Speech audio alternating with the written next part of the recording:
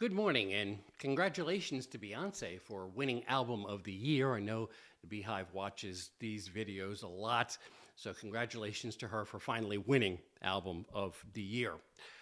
Now, more to the point. They're booing the U.S. national anthem in Canadian arenas where NHL and NBA games are being played. That started this weekend after President Trump announced he was going to implement 25% tariffs on Canadian imports as well as Mexican goods. There still may be wiggle room to get out of a trade war where shots are being fired.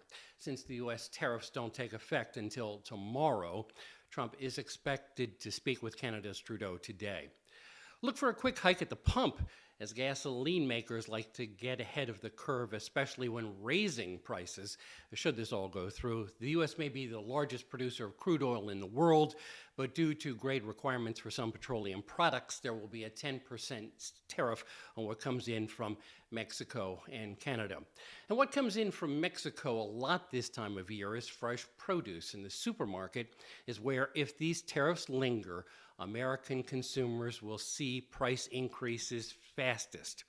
So if you like guacamole, buy your avocados now and save some for after your Super Bowl party. Analysts say if the trade war lasts, it could cost American consumers thousands of dollars over a year. And under the U.S.-Mexico-Canada trade agreement Trump forced on our neighboring countries, car parts had to be made more in North America, and that international commerce pact that both Canada and Mexico thought was inviolable means that should the trade war last, the average vehicle could see a $3,000 price hike.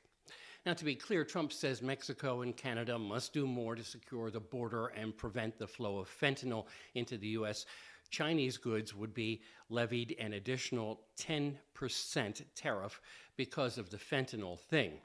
Now, President Trump, who played golf this weekend while at Mar-a-Lago, is betting on Americans being okay with a possible trade war, and he vows reciprocal tariffs will only make him hike the U.S. tariffs more.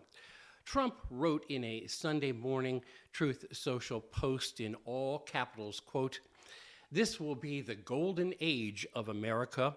Will there be some pain? Yes, maybe, maybe not. But it will make America great again, and it will all be worth the price that must be paid," end quote. Of course, if the tariffs on Chinese goods are made good, then consumer electronics will spike. The electronic prices will spike. The Chinese embassy in Washington responded with a statement: the U.S. needs to deal with the fentanyl issue, with its own fentanyl issue, in an objective and rational way instead of threatening other countries with arbitrary tariff hikes. During the first Trump administration, the tariff wars were numerous but not all that long, except with China. There were always a lot of threats with the European Union, and Canada and Mexico were basically forced to rework what was the North American Free Trade Agreement.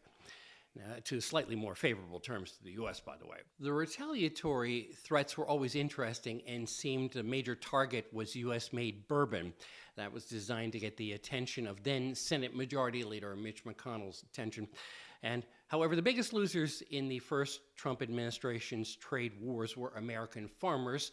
And to appease them ahead of the 2020 election, Trump got Congress to bail many of them out to the tune of tens of billions of dollars. This time around, several Canadian provinces have pledged to remove American-made spirits off the shelves of their wholesale booze outlets. Prime Minister Trudeau has listed items that will face retaliatory tariffs, such as U.S. dairy products, toilet paper, and large appliances. Mexico's President Claudia Sheinbaum promises to unveil her country's list later today. With Ear on the White House, I'm Bob Costantini.